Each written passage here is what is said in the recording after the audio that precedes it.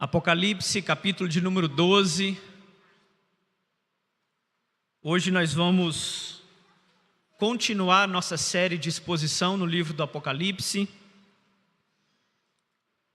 Depois nós vamos dar uma pausa em janeiro e em fevereiro nós retornamos com Apocalipse. Apocalipse, capítulo de número 12, vamos ler todo o texto. Depois da leitura, por gentileza, não feche a sua Bíblia, que eu preciso que você acompanhe a exposição dos versículos. Diz assim a palavra de Deus: Apareceu no céu um sinal extraordinário, uma mulher vestida do sol, com a lua debaixo dos seus pés, e uma coroa de 12 estrelas sobre a cabeça. Ela estava grávida e gritava de dor, pois estava para dar à luz. Então apareceu no céu outro sinal, um enorme dragão vermelho, com 7 cabeças e 10 chifres, tendo sobre as cabeças 7 coroas. Sua cauda arrastou consigo 1/3 das estrelas do céu, lançando-os na terra. O dragão colocou-se diante da mulher que estava para dar à luz, para devorar o seu filho no momento em que nascesse. Ela deu à luz um filho, um homem, que governará todas as nações com cetro de ferro. Seu filho foi arrebatado para junto de Deus e de seu trono. A mulher fugiu para o deserto, para um lugar que lhe havia sido preparado por Deus, para que ali a sustentassem durante 1260 dias. Houve então uma guerra nos céus. Miguel e seus anjos lutaram contra o dragão, e o dragão e os seus anjos revidaram. Mas estes não foram suficientemente fortes, e assim perderam o seu lugar nos céus. O grande dragão foi lançado fora. Ele é a antiga serpente chamada Diabo ou Satanás, que engana o mundo todo. Ele e os seus anjos foram lançados à terra. Então ouvi uma forte voz dos céus que dizia: agora veio a salvação, o poder e o reino do nosso Deus e a autoridade do seu Cristo, pois foi lançado fora o acusador dos nossos irmãos, que os acusa diante do nosso Deus dia e noite. Eles o venceram pelo sangue do Cordeiro e pela palavra do testemunho que deram diante da morte, não amaram a própria vida. Portanto, celebrem, ó céus, e os que neles habitam, mas ai da terra e do mar, pois o diabo desceu até vocês. Ele está cheio de fúria, pois sabe que lhe resta pouco tempo. Quando o dragão foi lançado à terra, começou a perseguir a mulher que dera à luz o menino. Foram dadas à mulher as 2 asas da grande águia, para que ela pudesse voar para o lugar que lhe havia sido preparado no deserto, onde seria sustentada durante um tempo, tempos e meio tempo, fora do alcance da serpente. Então a serpente fez jorrar da sua boca água como um rio, para alcançar a mulher e arrastá-la com a correnteza. A terra, porém, ajudou a mulher, abrindo a boca e engolindo o rio que o dragão fizera jorrar da sua boca. O dragão irou-se contra a mulher e saiu para guerrear contra o restante da sua descendência, os que obedecem aos mandamentos de Deus e se mantêm fiéis ao testemunho de Jesus. Então o dragão se pôs em pé na areia do mar. Vamos orar mais uma vez? Querido Deus, nosso grande Pai, pedimos a Tua iluminação nesse exato momento, para que o Teu texto salte aos nossos olhos e fale ao nosso coração. Que o Teu Santo Espírito possa cumprir o propósito dessa noite, que é alcançar o coração da igreja e confortar a igreja diante da guerra que ela está enfrentando, e principalmente nos dar a certeza de que a vitória final já está garantida pelo sangue do Cordeiro. Fale conosco nessa noite através da Tua palavra. Essa é a minha oração em nome de Jesus. Entre o visível e o invisível, a guerra do dragão contra os filhos de Deus. É sobre isso que nós vamos falar nessa noite, baseado em Apocalipse capítulo 12. Imagine você indo assistir uma grande peça de teatro. Vocês gostam de teatro? Já foram em teatro? Levem seus filhos no teatro. Imagine que você está no teatro lá do seu lugar da plateia e você está ali esperando com grande expectativa pela grande peça que você comprou e pagou ingresso para assistir, e você está ali na primeira fila. Na primeira fileira do teatro, você consegue ver personagens entrando e saindo de cena. Na primeira fileira do teatro, você escuta os diálogos dos personagens. Na primeira fileira do teatro, você percebe os conflitos que estão acontecendo diante dos seus olhos, mas você não consegue enxergar uma coisa: o que está acontecendo por detrás do palco. Os cenários mudam, as luzes se acendem, a música sobe, tudo parece acontecer diante dos seus olhos, porque você está na primeira fileira. Mas há muito mais acontecendo nos bastidores do que aquilo que os seus olhos conseguem ver, o que está sendo mostrado ao público. Imagine que em determinado momento você sai da primeira fileira e começa a assistir aquela mesma peça, só que agora do lado de trás da cortina. As cortinas se abrem, revelam não só o palco, mas agora os bastidores, e atrás das cortinas você começa a enxergar as engrenagens daquela grande peça que você estava observando. Os personagens começam a trocar de figurinos, as decisões silenciosas dão sentido a cada cena. Você começa a perceber por que uma pessoa sai de cena e a outra entra, e personagens não conseguem estar na cena ao mesmo tempo, porque de trás da cortina você vê que é a mesma pessoa interpretando personagens diferentes. Você entende o motivo de algumas coisas desaparecerem, você entende o conflito que algumas coisas estão passando que você antes não entenderia. É exatamente isso que João faz questão de nos mostrar aqui em Apocalipse capítulo 12. Até aqui, Apocalipse capítulo 12, nós vimos selos abertos, trombetas soando, juízos acontecendo na terra, mas agora João nos conduz para um olhar por detrás da cortina da história. Ele nos mostra que por trás dos impérios, por trás das perseguições, por trás das dores e do sofrimento da igreja, existe um conflito muito maior e mais antigo e muito mais profundo do que você podia imaginar. Um conflito que existe entre o dragão e o filho, o conflito que existe entre o dragão e o povo do filho, o conflito que existe entre o dragão e o inimigo contra nós, contra a nossa alma. Apocalipse capítulo 12 não é um capítulo para satisfazer a nossa curiosidade escatológica. Quem é a mulher? Quem é o dragão? Quem são os descendentes? O que significa essa coroa? O que significa esse sol, essa lua? Não, nada disso. Apocalipse capítulo 12 é um capítulo de discernimento espiritual. João faz questão de nos mostrar que aquilo que nós vivemos aqui na terra, em primeiro lugar, é um reflexo de uma batalha que começou no céu. O sofrimento da igreja, meus irmãos, não nasce por acaso, mas o sofrimento da igreja nasce na derrota de Satanás. A perseguição da igreja não é um sinal de fraqueza dela, mas é a consequência da vitória do Cordeiro em favor dela. Ao lermos esse capítulo todo, como nós lemos, nós somos convidados a enxergar a história não apenas pelo aquilo que nós sentimos, não apenas por aquilo que nós vemos, não apenas por aquilo que está diante dos nossos olhos fixos, mas o capítulo 12 nos chama a lermos a história a partir de agora, pelo ponto de vista a qual Deus revela.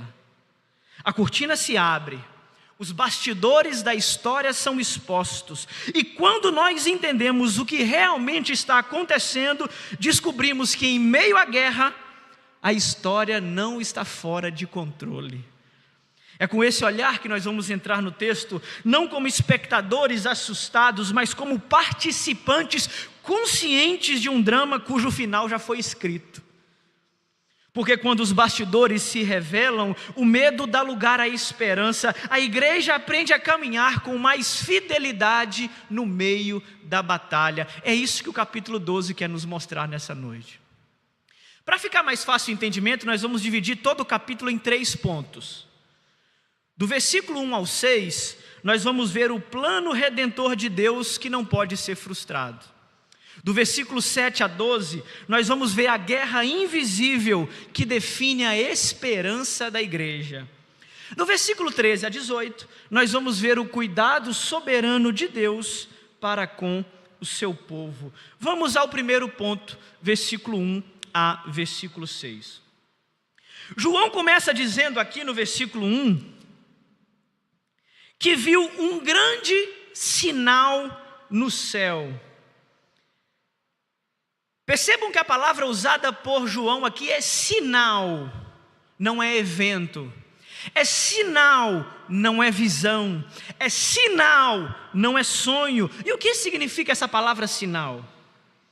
Essa palavra sinal nos lembra que nós não estamos diante de uma cena literal.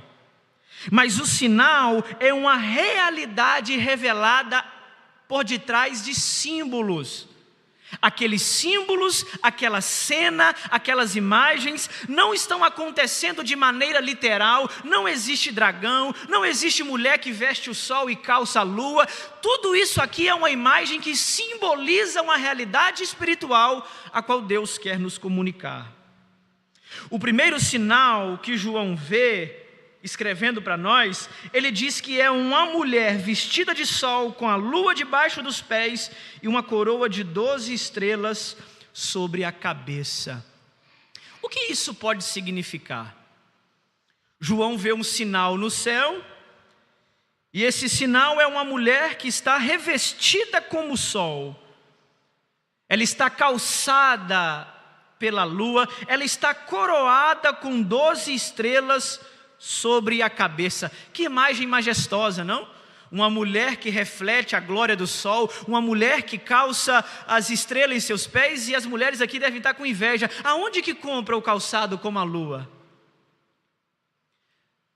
Agora aqui o texto está dizendo que há 12 estrelas sobre a sua cabeça, e isso pode parecer vaidade, mas não deixe se enganar pelo texto. A imagem da glória do sol, da lua nos pés e das estrelas na cabeça não significa a vaidade daquela mulher, mas significa a sua identidade. Ela não é uma mulher que se enfeita, que se embeleza para parecer mais do que aquilo que ela é. Ela é uma mulher revestida, como diz João. E a palavra revestida aqui dá a ideia de algo que lhe foi dado. Aquela mulher não foi no shopping, passou o cartão e comprou um chapéu do sol. Ela não foi no shopping, passou o cartão e comprou o sapato. Geralmente as mulheres compram com o cartão do marido, né? Mas essa mulher aqui não fez isso comprando o sapato que vale o preço da lua. Não é nada disso. Parece que aqui foi o marido que deu a mulher. Olha que coisa bacana. Está vendo que não ficou ruim demais para vocês?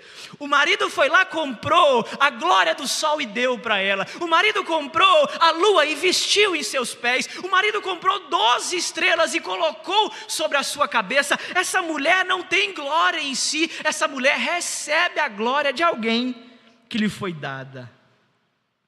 A pergunta que fica para nós é: que mulher é essa? Nós temos algumas interpretações. Os católicos vão dizer que essa mulher aqui é Maria, porque ela dá luz ao Redentor e Satanás tenta devorar o seu filho. Só que é um problema essa mulher ser Maria, porque esse texto nos diz que, além de dar a luz ao Filho de Deus, essa mulher é exilada para o deserto. E em nenhum momento nas Escrituras nós vemos Maria passando por esse propósito ou por esse processo. Quando nós vemos essa mulher que está para dar à luz a um filho que governará o mundo com cetro de ferro, e esse filho, nós não temos dúvida de quem seja, está se referindo a Jesus. A mulher que vai dar luz a Jesus precisa ser uma mulher que está vinculada diariamente com essa imagem do deserto. Então nós já temos uma pista de quem é essa mulher. Essa mulher é uma mulher adaptada a viver no deserto, lugar onde Deus preparou para ela. Só que ainda assim está muito difícil nós entendermos quem é essa mulher. Só que o versículo 1 vai nos dar uma imagem muito poderosa do Antigo Testamento que vai facilitar para nós. Olha o que João está dizendo: essa mulher está revestida do sol, com a lua debaixo dos pés e uma coroa de 12 estrelas sobre a cabeça. Isso te faz lembrar uma história do Antigo Testamento?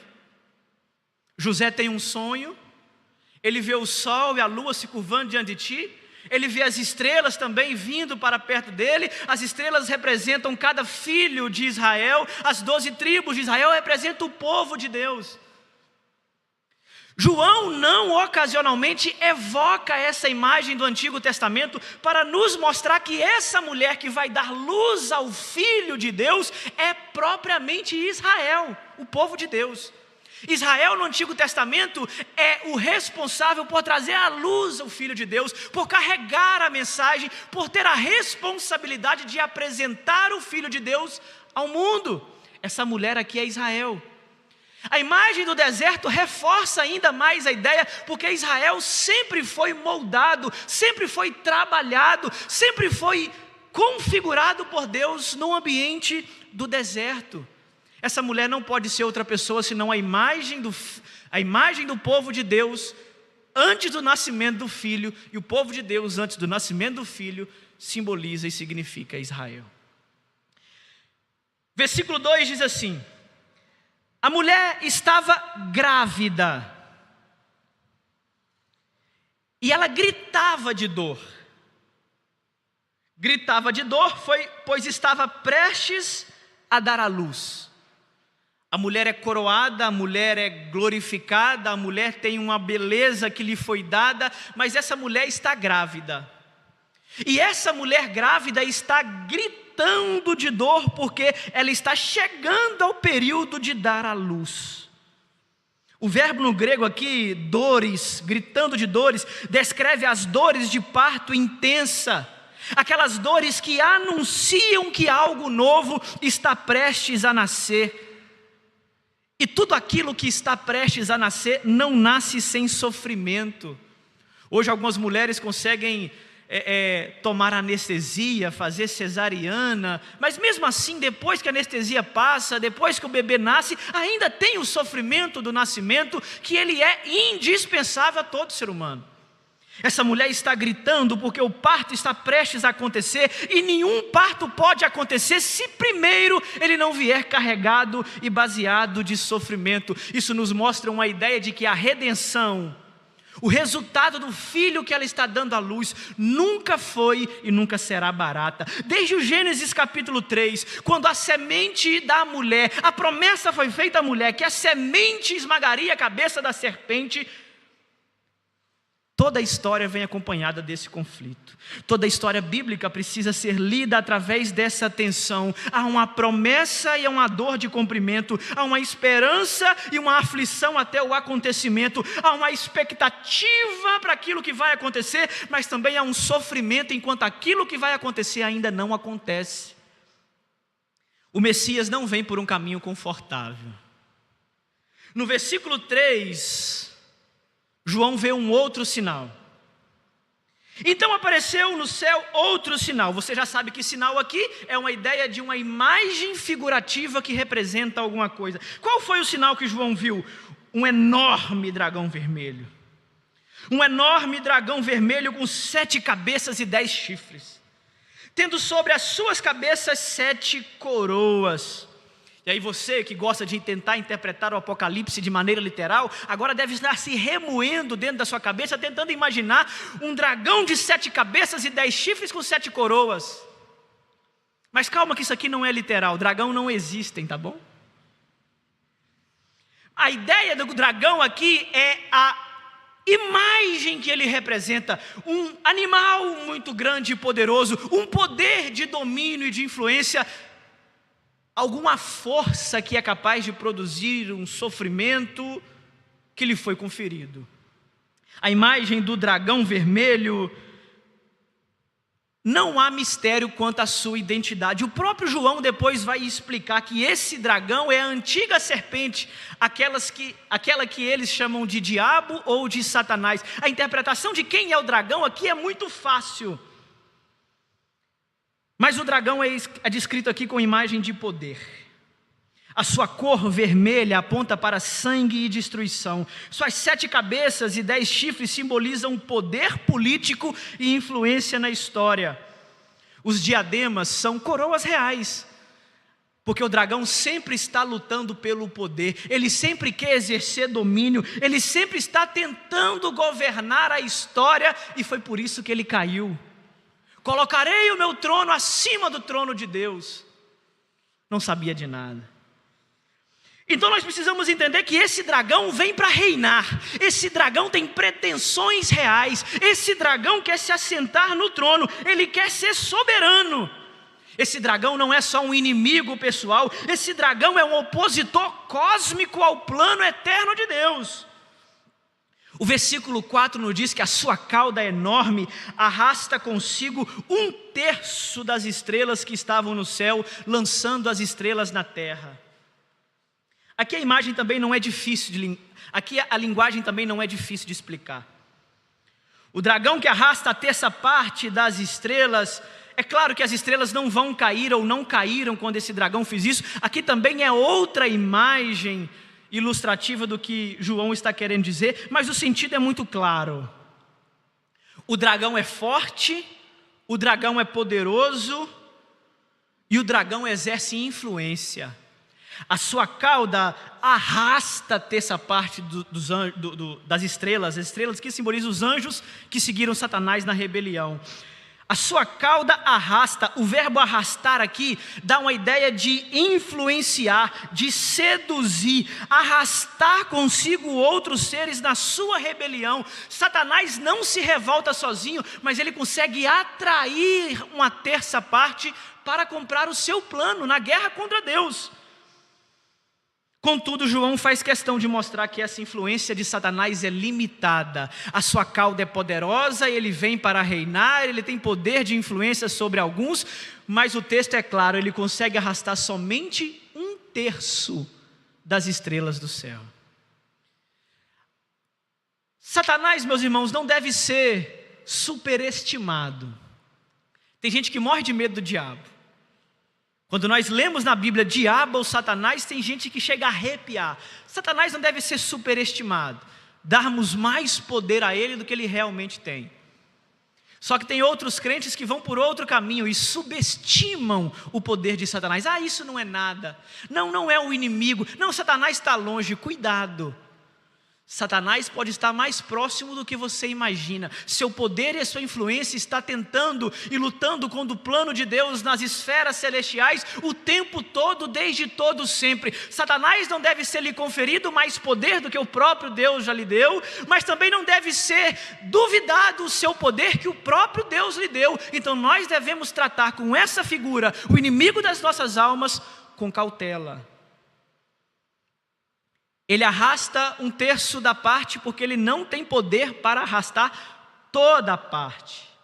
Isso mostra para nós que o mal nunca terá o controle absoluto sobre a história. Satanás pode angariar pessoas, pode atrair gente, pode comprar pessoas com o seu plano, mas jamais conseguirá comprar todos, jamais conseguirá convencer todos, jamais conseguirá arrastar todos para o seu plano, porque alguns, o resto que ficou, aqueles que Satanás não arrastou, pertencem ao povo de Deus. O momento mais tenso dessa cena, do versículo 1 ao versículo 6, é quando o dragão se coloca diante da mulher, versículo 4b, para devorar o filho que estava prestes a nascer. A palavra devorar aqui significa destruir completamente, matar sem deixar vestígios. Aqui João está resumindo, quando o dragão se coloca diante da mulher e a mulher está prestes a dar à luz ao filho, Satanás quer destruir, quer frustrar o plano da redenção em toda a história. Desde Gênesis capítulo 3, Deus prometeu à mulher que a semente do seu fruto esmagaria a cabeça da serpente. Desde então, a serpente ficou desesperada, porque ela sabia que a sua derrota já estava decretada. Ela sabia que o Messias viria para redimir uma parte da humanidade. Ela sabia que o Salvador viria para comprar um povo escolhido e salvá-los e amá-lo com amor redentor e vencer sobre Satanás e seus anjos. Desde então, Satanás, depois da derrota, começa as suas artimanhas, as suas estratégias para tentar impedir que esse plano aconteça. Satanás sabia que o Messias um dia viria, mas Satanás não sabia quando. Quando Deus anuncia que viria um libertador do povo lá no Egito, o que Satanás faz? Sopra no ouvido de Faraó e manda exterminar todas as criancinhas, todo macho abaixo de 2 anos, para que não tivesse possibilidade do Messias nascer. Você já sabe a história. Depois que Satanás descobre que aquele que nasceu no Egito não era o Messias que haveria de vir, ele fica esperando o próximo. E depois, no tempo de Herodes, quando sabe que pode vir agora o Salvador do povo, aquele que foi prometido, da semente da mulher, o que ele faz? O mesmo plano, sopra no ouvido de Herodes, para que Herodes mate todas as criancinhas, homens, debaixo de 2 anos, para que o Messias não via. O resto da história também você já sabe.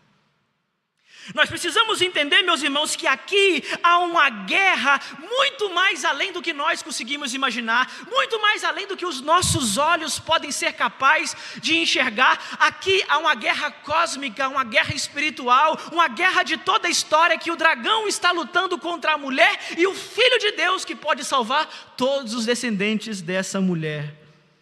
O dragão sempre tentou se opor ao plano redentor de Cristo. Satanás sempre soube qual era a missão do Filho de Deus e sempre elaborou as suas estratégias de guerra para tentar impedir essa missão.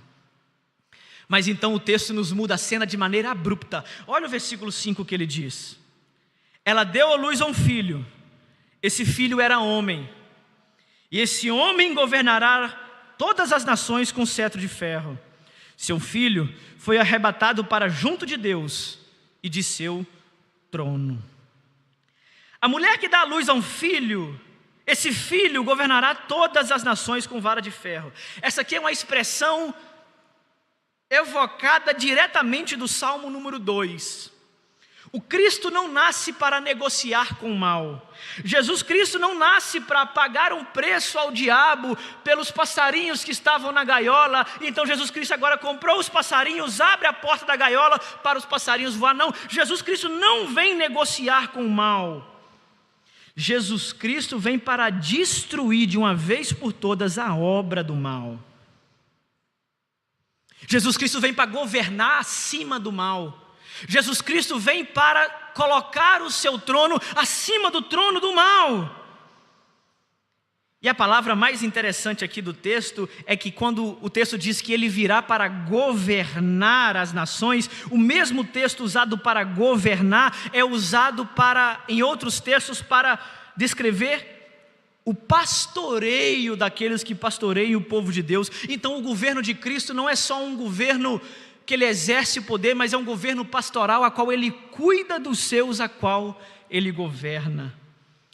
Jesus Cristo não é um rei que governa do trono simplesmente, mas ele é um rei que governa para o povo. Jesus Cristo, ele reina protegendo, Jesus Cristo reina corrigindo, Jesus Cristo reina conduzindo o seu povo. Ele não é um rei distante, ele é um rei acessível a todo o povo.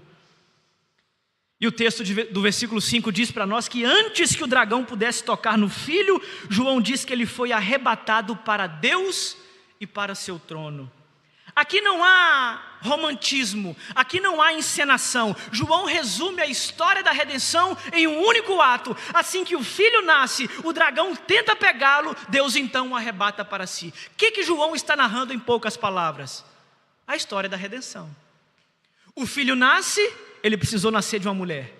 O filho cresce como um homem para pagar o preço em nosso lugar. O filho morre oferecendo o sacrifício agradável diante de Deus para cada um de nós. O próprio Pai aceita o sacrifício, ressuscita, ele é assunto aos céus depois de 40 dias, e toda essa história que nós conhecemos no Evangelho é resumida de uma maneira muito rápida e simples, quando João diz: o filho nasceu, o dragão foi contra ele, Deus o arrebatou para si. João está narrando a história invisível que acontece por detrás das cortinas do teatro que nós estamos vivendo. João está nos mostrando aquilo que nós não conseguimos ver com os nossos olhos, ou talvez o motivo das dores que nós enfrentamos e nós não entendemos por que enfrentamos. João está descortinando a guerra invisível que acontece nas regiões celestiais, que tem consequência nas regiões terrenas e físicas, que às vezes nós não conseguimos decifrar. Então no versículo 6 o foco se volta para a mulher. Olha o que diz o texto: a mulher então fugiu para o deserto. Depois o filho foi arrebatado, a mulher fugiu para o deserto, para um lugar que lhe havia sido preparado por Deus, para que ali a sustentasse durante 1260 dias. Esse 1260 dias aqui você já sabe, porque eu expliquei vocês nos sermões passados. É 3 anos e meio que simboliza a época da igreja, a primeira metade da última semana de Daniel, que é todo esse período entre a primeira e a segunda volta de Cristo. Esses 3 anos e meio, esses 1260 dias, simbolizam o período que Deus deu à mulher, que Deus deu o poder para a mulher vencer e reinar. É o período da igreja, e que todos pudessem fazer parte desses descendentes do povo de Deus. E a ideia aqui é muito clara: essa mulher, depois de ter dado a luz ao filho, depois que Israel trouxe ao mundo o Filho de Deus, agora o povo de Deus no Novo Testamento, que é composto tanto por gentios e quanto por judeus, é convocado, é levado, é retirado para o deserto, para um lugar a qual Deus a preparou. O problema é que a palavra deserto aqui não nos soa muito positiva, né? Quando nós falamos que alguém foi levado ao deserto, o que nós imaginamos? Foi levado para a prova, está passando por tribulação, lugar de seca, aridão, sofrimento. Mas aqui no texto o deserto é lugar de provisão. O texto do versículo 6 está nos dizendo que a mulher foi levada para o deserto de maneira providencial. Ela não foi deixada aonde ela ficou para que o dragão pudesse, não comendo o filho, comesse ela ou destruísse a sua obra. Ela também foi raptada, agora não para o trono de Deus, mas para um lugar preparado, a qual o próprio Deus preparou para que ela ficasse durante 1260 dias. A mulher sustentada aqui mostra para nós que Deus não deixa a sua igreja à mercê da obra e da fúria do dragão, que se levantou contra o filho da mulher e agora vai atrás da mulher porque ele não conseguiu matar o filho. O versículo 6 mostra para nós que Deus tem uma proteção especial para o seu povo e para essa mulher, mesmo que essa proteção possa ser no meio do deserto. Isso é uma aplicação muito mais contundente para nós do que nós gostaríamos. Às vezes o deserto que nós estamos passando é mais do que uma prova de que Deus quer extrair o melhor da nossa fé. Às vezes é a proteção de Deus nos tirando do lugar de onde nós estávamos, porque naquele lugar nós poderíamos perecer. Às vezes nós estamos tão confortáveis que nós estamos deixando de vir à casa de Deus, deixando a nossa fidelidade com Deus, perdendo um pouco do nosso tempo com Deus, e às vezes Deus tem que nos tirar da zona de conforto, nos mandar para o deserto, para não perder a nós mesmos. É melhor um deserto com Deus do que um trono sem Ele. É melhor estarmos no deserto debaixo da vontade de Deus, debaixo da proteção de Deus, debaixo da providência de Deus, do que nós estarmos nos grandes palácios, nos tronos reais, desfrutando das melhores maravilhas da terra, mas sem a presença de Deus. Então, meus irmãos, quando Deus nos fizer, vez ou outra, passarmos pelo deserto, não se desespere. Nem fique pedindo à igreja: ore para que meu deserto passe. Calma, o deserto vai passar quando Deus determinar que ele passe. O versículo 1 ao versículo 6, essa imagem que João pintou para nós, nos ensina algo muito interessante. A história da redenção, desde o planejamento, a luz e o arrebatamento do filho, nunca esteve sob risco, mesmo quando o dragão parecia poderoso. O filho não nasce porque o dragão deixa, o filho nasce porque Deus quer que ele nasça. A mulher não sofre porque o dragão é poderoso, a mulher sofre porque Deus permite que ela sofra. O deserto não é o único lugar que sobrou para aquela mulher, porque o dragão ocupou todos os outros lugares. O deserto é o esconderijo de Deus, que Deus está tratando o seu povo. Para nós como igreja, isso redefine toda a nossa leitura da história. Porque essa mulher que sofre para dar à luz, sofre anunciando a boa nova que vem. Então o sofrimento para nós nem sempre é sinal de derrota. A perseguição para nós nem sempre é sinal de fracasso. A dor para nós não significa que Deus tem nos abandonado, porque nós, a mulher que estamos passando esse período no deserto de Deus, nós estamos vivendo entre esse limbo, entre a promessa cumprida que já foi decretada e a glória vivida que ainda será revelada. Enquanto o dragão ruge contra a mulher, nós aguardamos a história chegar no seu ponto final. Assim nós vamos para o ponto 2, versículos 7 a 12. Houve então a guerra nos céus. Miguel e seus anjos lutaram contra o dragão e os seus anjos revidaram, mas eles não foram suficientemente fortes, e assim perderam o seu lugar no céu. Depois de nos mostrar aqui o nascimento do Filho, o Salvador, o governador, nós vimos também a frustração do dragão de não conseguir derrotar o plano de Deus. Agora João vai ampliar o cenário, ele vai nos mostrar mais salas dos bastidores da história. Ele nos tira da terra, do dragão perseguindo a mulher, do dragão querendo devorar o filho da mulher, e nos conduz novamente ao céu. Aqui, não tentem imaginar de maneira cronológica algo que está acontecendo uma coisa após a outra. Tente imaginar que isso aqui são símbolos e visões que podem estar acontecendo tudo ao mesmo tempo. Ele nos leva ao céu, não de forma cronológica. Agora ele revela para nós a motivação daquela primeira cena que está acontecendo. Antes de acontecer na terra, aquilo primeiro aconteceu no céu. Olha o que ele está dizendo. Houve uma guerra no céu. E essa guerra aqui é um conflito entre o dragão e Miguel. Miguel aqui simboliza o general, o comandante do exército de Deus, o guardião do povo de Deus. E ele se levanta para lutar contra os seus anjos. O dragão revida contra Miguel e seus anjos. Ele é astuto, ele é pretensioso. Ele acha que aquela terça parte que ele arrastou consegue destruir Miguel, enviado pelo próprio trono de Deus. O dragão luta contra Miguel, mas o texto é enfático em dizer: eles não tiveram força suficiente para vencer. Satanás pode se levantar, mas ele se levanta para cair. Satanás pode se armar para a guerra, mas ele já sabe o resultado final. Satanás pode tentar lutar contra Deus e o seu povo escolhido, mas ele já sabe da vitória final, é conquistada pelo sangue do Cordeiro. Ele luta porque não tem outra opção, mas a derrota já está decretada. Satanás luta, Satanás se levanta, mas Satanás não tem força suficiente para vencer a batalha. O texto diz que depois, versículo 9 vai dizer para nós quem é esse dragão. Ele é a antiga serpente, voltando a Gênesis. Ele é diabo, ele é Satanás. Então, o dragão e seus anjos, depois de perderem a batalha no céu, foram lançados à terra.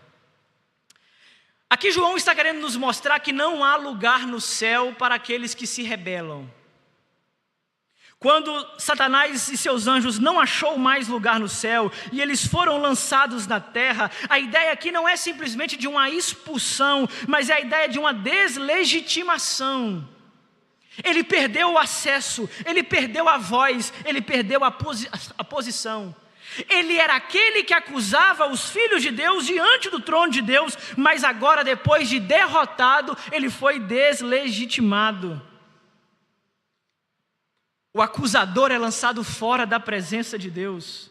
João faz questão de identificar para nós quem é esse acusador. A Bíblia apresenta para nós esse acusador. Ele é uma pessoa, o mal não é uma força abstrata, ele é uma pessoa enganadora, ele é o inimigo da verdade. O texto diz que quando ele é lançado no mundo, não quer dizer que o mundo foi dado a ele como poder, mas o mundo foi lhe dado como limitação do seu poder de atuação. Satanás, que levava as acusações dos filhos de Deus diante de Deus, lembrem de Jó, Satanás vai diante do trono, Deus tira uma casquinha de Satanás e diz: você viu Jó? E Satanás usa a vida boa que Deus deu a Jó como argumento para que Jó pudesse sofrer. Mas graças a Deus isso não acontece mais. A ideia aqui de que eles foram lançados e não estão mais com seu lugar no céu, é de que ele perdeu o lugar que ele tinha, perdeu o poder que ele tinha, perdeu a posição que ele tinha. Então no versículo 10, João ouve uma grande voz, que diz assim: agora veio a salvação, o poder e o reino do nosso Deus, e a autoridade do seu Cristo, pois fora lançado fora o acusador dos nossos irmãos, que os acusa diante do nosso Deus de dia e de noite. João está dizendo aqui o que eu acabei de dizer para vocês. Satanás tinha um papel antes do acontecimento do nascimento do filho. Antes do filho vir redimir o povo, Satanás era o acusador. Ele estava diante do tribunal de Deus, ele estava apontando o pecado dos filhos de Deus, ele estava rodando a terra, anotando tudo aquilo que nós fazíamos contra o caráter de Deus, para nos condenar no tribunal de Cristo. Mas ele fez isso somente por um tempo, porque quando o filho nasceu, quando o filho morreu e quando o pai aceitou o sacrifício do filho, Satanás perdeu.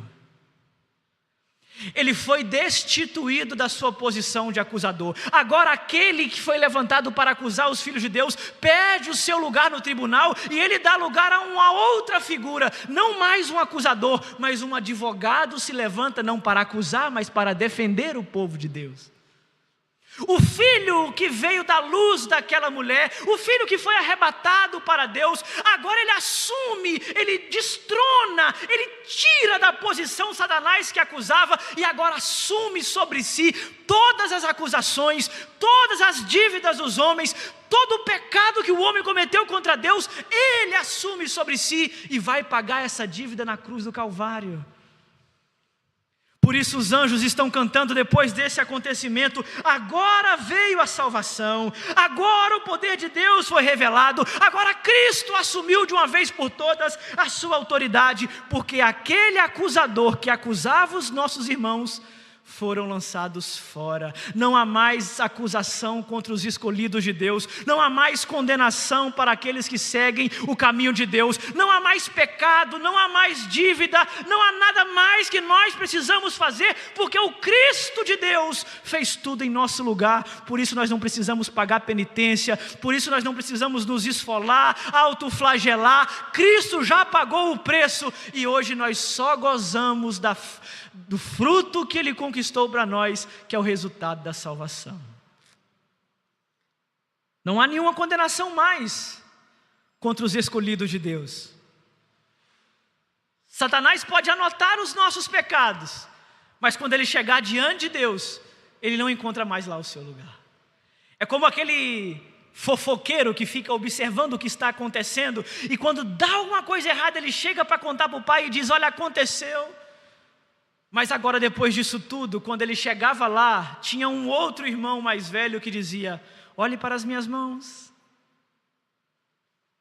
Satanás chegava: você não sabe o que o pastor Mateus fez quando ninguém estava olhando. O seu queridinho lá, o que fica falando para o povo, aquele que fica cuidando da igreja, aquele que vive a vida diante do Senhor, você não gosta tanto dele? Olha o que ele está fazendo. Aí Jesus diz: olha para as minhas mãos. O Mateus não precisa subir escada de joelho, o Mateus não precisa andar esfolando a sua carne, o Mateus não precisa pagar preço, porque já tudo foi pago. O acusador dos nossos irmãos foi lançado fora, e o versículo 11 é muito mais lindo do que nós podemos imaginar. Ele diz assim: eles venceram. Eles quem? Os nossos irmãos. Eles venceram pelo sangue do Cordeiro e pela palavra do testemunho que deram. Diante da morte, eles não amaram a própria vida. A igreja é poupada das acusações, a igreja é absolvida dos seus crimes, a igreja não enfrenta o tribunal de Deus, mas não por força própria. Eles venceram diante do tribunal de Deus, eles venceram o acusador das suas almas, ele venceu o inimigo do plano redentivo de Deus pelo sangue do Cordeiro. Nós gozamos de uma vitória que não é conquistada pela força do nosso braço. Nós desfrutamos de uma salvação que não é resultado do preço que nós pagamos.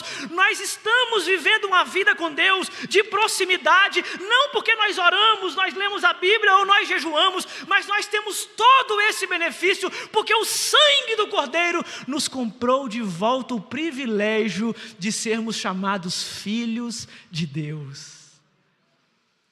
Nós vencemos não pelos nossos esforços, nós vencemos não pelo nosso dízimo, nós vencemos não pela nossa campanha, pela nossa oração ou pelo tempo que nós passamos de devocional, nós vencemos pelo sangue do Cordeiro. É o sangue do Cordeiro que nos garante a vitória, meus irmãos. Versículo 12 encerra dizendo: portanto, celebrem nos céus aqueles que nele habitam, todos que estão no céu, vibram porque o Cordeiro conseguiu a vitória para nós, mas tem um porém. Ai da terra, ai do mar, porque o diabo desceu até vocês e ele está furioso, porque agora lhe resta pouco tempo. Satanás tentou matar o filho, não conseguiu. Satanás tentou usurpar o trono no céu, não conseguiu.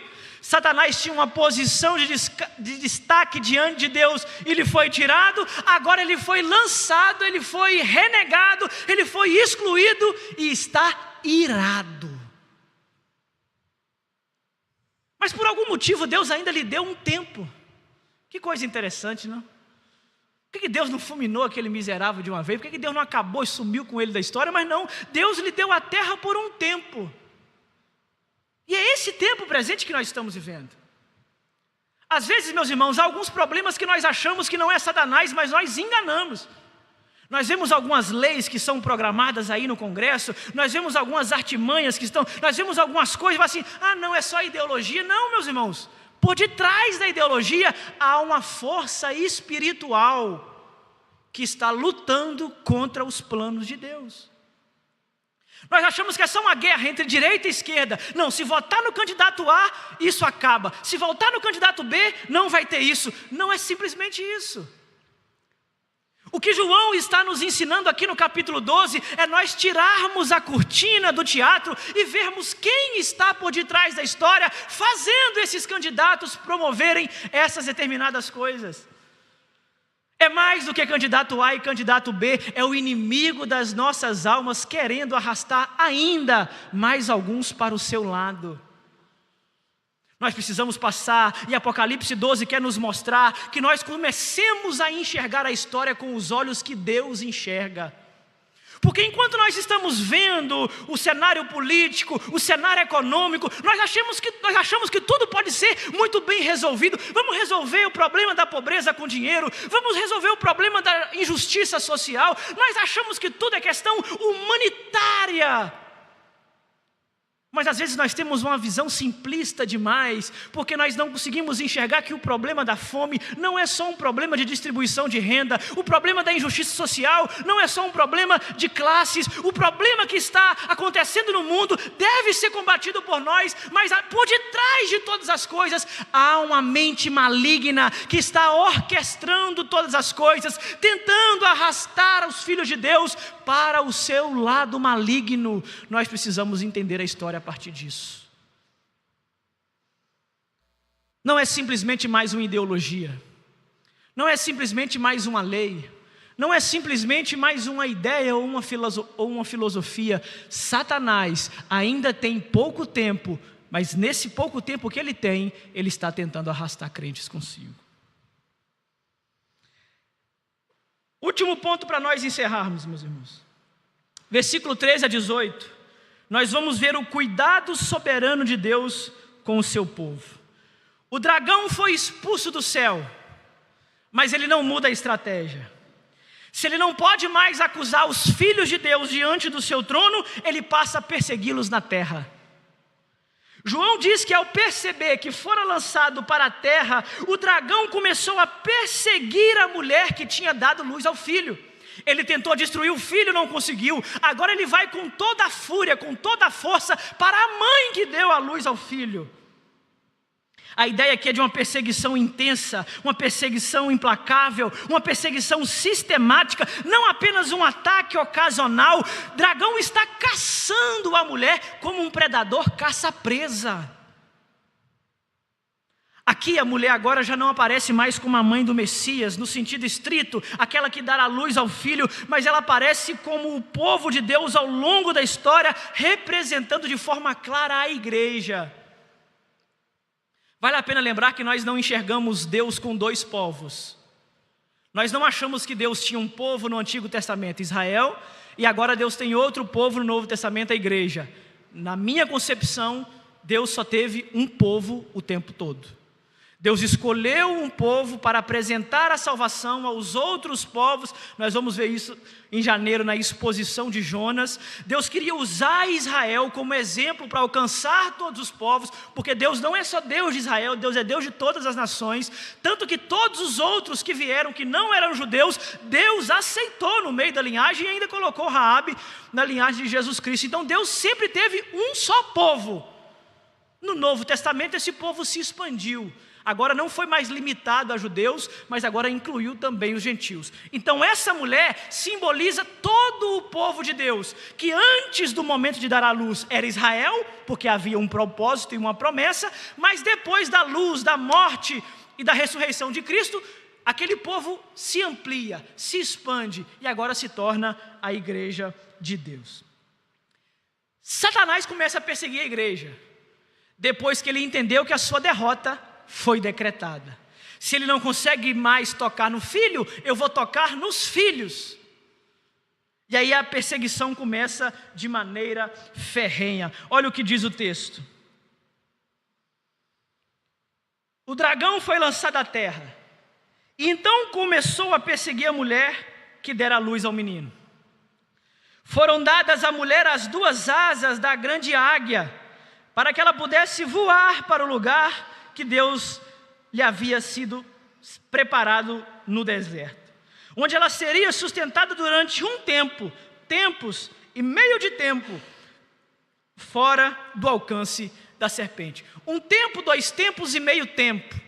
1 ano, 2 anos, mais meio ano, 3 anos e meio. É o mesmo período dos 1260 dias da primeira cena. Não adianta fazer cálculo. O mistério não está atrás da calculadora. A ideia aqui é um número figurado que representa a era da igreja, que Deus colocou a igreja no deserto no sentido de protegê-la da serpente que está solta, correndo atrás dos filhos daquela mulher que deu à luz. Quando Satanás está se levantando contra a mulher, o texto diz que Deus dá a ela asas de águia, aqui evocando a imagem de Êxodo 19, quando Deus diz que carrega Israel sobre as asas da águia, trazendo-o para si. O deserto não é um lugar de distância, o deserto é um lugar de aproximação de Deus. Quando Deus envia a mulher para o deserto, Ele não está levando ela para o cantinho do castigo, Ele está trazendo ela para o seu colo. Deus traz a igreja para o deserto, Deus limita o alcance da serpente que está rugindo e bradando à sua volta, mas durante 1 tempo, 2 tempos e meio tempo, Deus não permite que a serpente encontre a mulher.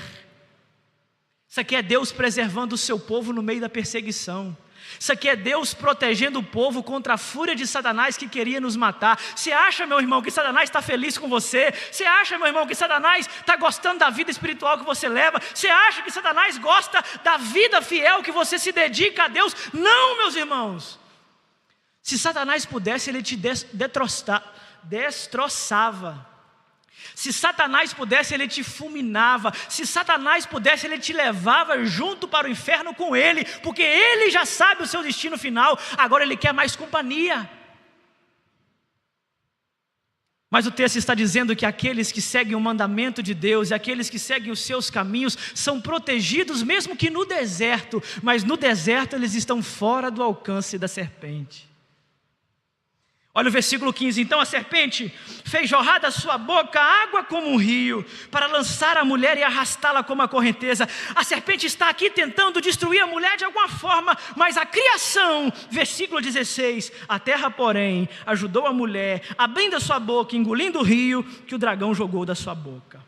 Versículo 17 diz assim: então o dragão se irou contra a mulher e saiu para guerrear contra o restante da sua descendência. A pergunta que fica para nós é: quem é a descendência da mulher que o dragão, agora irado por não conseguir matar o filho, não conseguir matar a mulher, agora vem atrás dos seus descendentes? O texto continua dizendo: os que obedecem aos mandamentos de Deus e se mantêm fiéis ao testemunho de Jesus.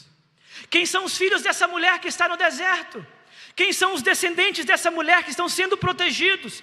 Quem são aqueles a qual o dragão agora está irado, caçando e tentando tragar?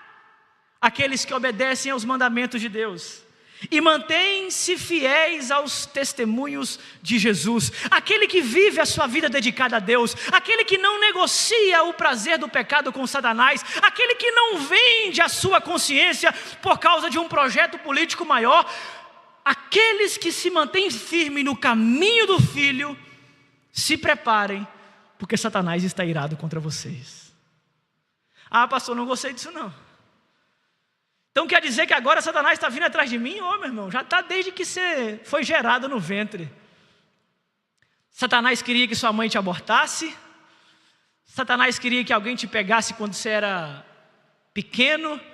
Satanás queria que alguém te abusasse, alguém te matasse. Mas em todo o tempo a mão de Deus esteve te preservando. Aquele acidente que aconteceu era para ter te matado, aquela doença que veio sobre você era para ter te levado, aquela circunstância que aconteceu era para ter te falido, mas a providência de Deus te levou para o deserto. Às vezes Deus quebra a empresa para nos proteger, sabia disso? Às vezes Deus nos manda embora do serviço para nos preservar. Às vezes Deus nos tira de lugares que nós achávamos que era a porta de Deus, mas Ele nos tira dali para não nos perder. É Deus nos levando para o deserto para a serpente não nos pegar. Esses versículos, meus irmãos, do versículo 13 a 18, são fundamentais para nós entendermos que não existe neutralidade na história. A guerra cósmica que acontece no mundo espiritual, a guerra invisível que acontece por detrás do mundo visível, os bastidores atrás da cortina da história, só nos mostram dois povos: aqueles que seguem o dragão e aqueles que seguem o filho da mulher. Ah não, eu não gosto de Satanás não, que Satanás vai para o inferno, mas Jesus também, Jesus pede demais. Então eu vou ficar aqui em cima do muro. Deixa eu te dar uma notícia: o muro é do diabo. Se você ficar em cima do muro, você já é dele. Ah não, Satanás, estou fora, esse negócio de macumba, de satanismo, não é comigo não, eu não gosto disso não. Mas a igreja também, a igreja pede demais, né? Ser marido de uma mulher só, ser fiel à esposa e à sua palavra, esse negócio, não, eu quero viver a minha vida. Continue em cima do muro. Você está exatamente no lugar que Satanás deseja que você esteja.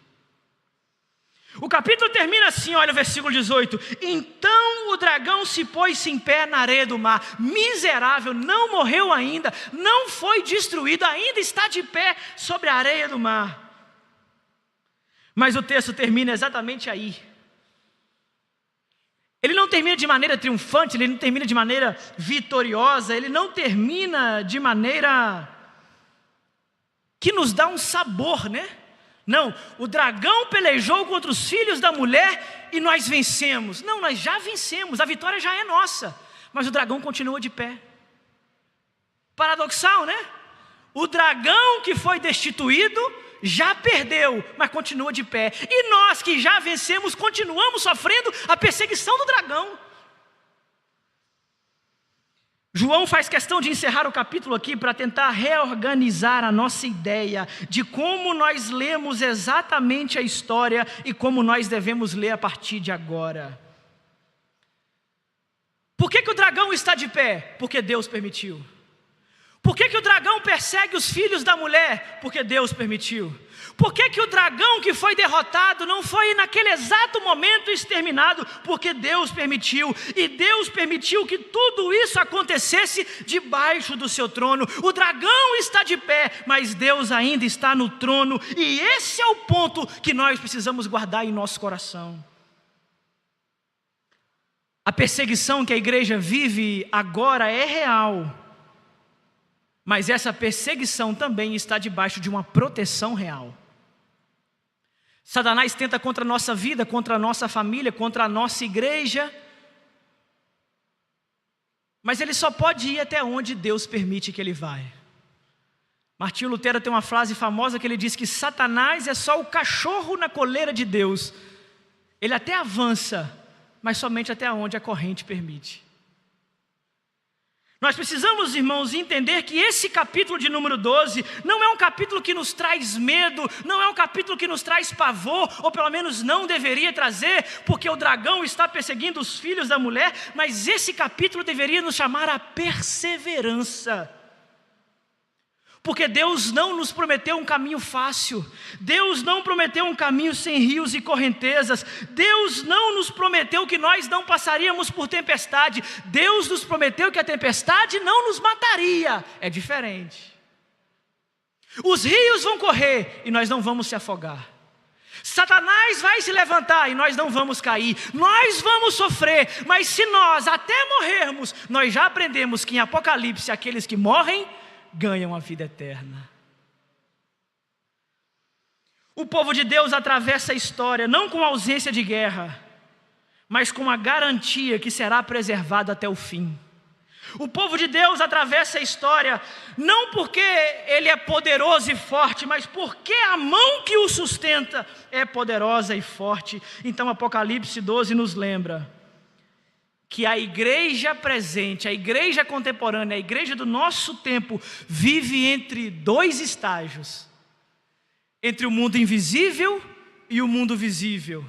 Entre a guerra do dragão contra os filhos de Deus. Entre a derrota já decretada do dragão e entre a esperança de que essa derrota consumada chegue. Nós estamos nesse meio. Satanás já perdeu. Seu trono já foi derrotado, seu fim já está decretado, mas ele está irado contra nós. Nós estamos sofrendo a perseguição de Satanás, mas a nossa vitória já foi garantida, nosso fim já foi decretado, nossa eternidade já está garantida, nós só precisamos perseverar até o final. O dragão se levanta, mas ele já foi derrotado. Os seguidores do dragão podem nos atormentar, mas eles já perderam. E os filhos de Deus podem até sofrer, mas eles já venceram para toda a eternidade. Para finalizar, meus irmãos, quando esse capítulo de número 12 se acaba, ele está nos mostrando que a cortina do teatro às vezes pode se fechar, não com aplausos fáceis, não com silêncio confortável. Às vezes as cortinas fecham com tensão. O dragão continua irado, a igreja continua na terra, a batalha continua acontecendo, mas agora nós conseguimos ver os bastidores e nós nunca mais vamos ver aquela cena da mesma forma. Quando a cortina se abre, nós entendemos que o conflito que atravessa os nossos dias não começou conosco. Já se perguntou assim, por que eu tenho que pagar pelo meu pecado? Por que eu peco? Quem mandou Adão e Eva pecar lá no jardim? O que eu tenho a ver com Adão? Já pensaram assim? Pois bem, Apocalipse 12 nos ensina que essa guerra que nós somos obrigados a enfrentar não começou na gente, mas passa pela gente. É exatamente aqui que nós entendemos que as nossas crises, as nossas oposições, os nossos sofrimentos não são fruto, na maioria das vezes, das nossas próprias ações, mas começou muito antes daquilo que nós podíamos imaginar. Então Deus mudou. Deus mudou porque o acusador foi lançado fora. Deus mudou a cena, Deus mudou o cenário, declarou a vitória e o reino foi restabelecido. Aqui é exatamente por isso que a igreja é perseguida. A igreja não é perseguida porque ela é fraca. A igreja não é perseguida porque ela não é digna. A igreja não é perseguida porque perdeu. Mas a igreja é perseguida justamente porque ela pertence àquele que venceu.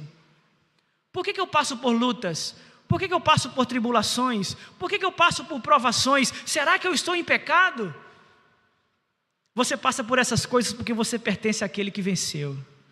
Você passa por essas coisas porque Satanás está irado contra você, porque você faz parte do time que venceu no final.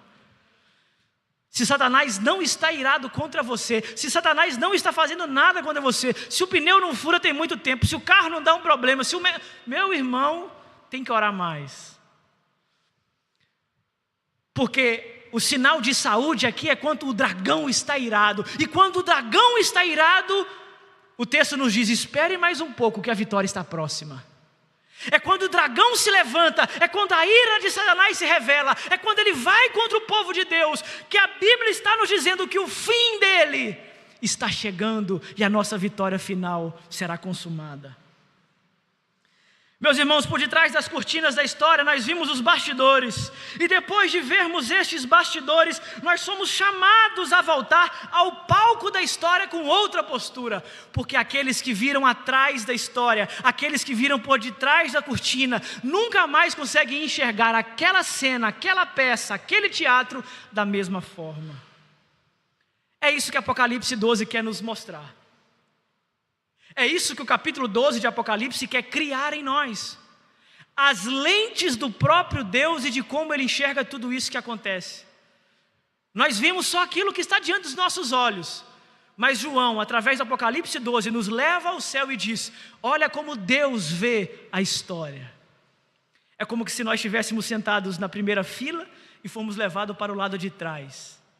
É como se nós vêssemos as mãos que estão movimentando as marionetes que outrora só eram vistos aqueles bonecos. Mas agora nós sabemos que por detrás dos movimentos há uma mão que orquestra tudo. Por detrás daquela cena há personagens reais e físicos. Por detrás do mal que está acontecendo há uma mente orquestrando tudo aquilo que está sendo visto diante dos nossos olhos. João está nos revelando aquilo que os nossos olhos não conseguem ver.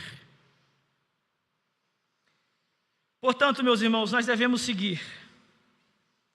Devemos seguir não apenas como aqueles que olham a história simplesmente como ela é, mas aqueles que já conhecem o final da história porque nos foi revelado.